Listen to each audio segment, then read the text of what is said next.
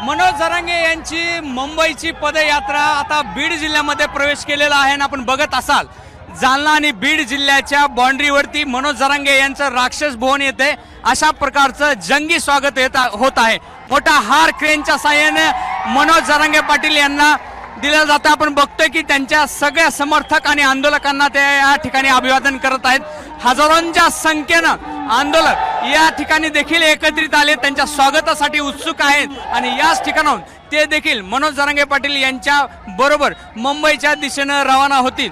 तब्बल 3 ते 3.5 तासानंतर किमान केवळ 10 ते 12 किलोमीटर अंतर त्यांनी पार केलेलं आहे आणि मोठा जनसमुदाय या ठिकाणी एकत्रित आलेला आहे। चलो मुंबईचा इशारा देत मनोज जरांगे पाटलांनी आज सकाळपासूनच मुंबईच्या दिशेनं प्रस्थान केलेलं आहे। 3-3.5 तास चालल्यानंतर आज ते एका गाडीवर बसलेले आहेत आणि त्या ठिकाणाहून पुन्हा बीड जिल्ह्यामध्ये हा प्रवेश होत आहे।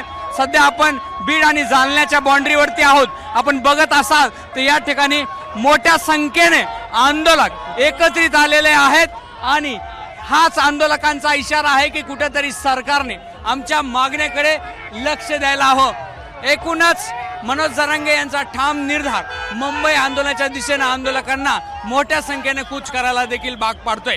कॅमेरामन धनंजय दारुंटेसह रवी मुंडे, एबीपी माझा, बीड। एबीपी माझा, उघडा डोळे बघा नीट।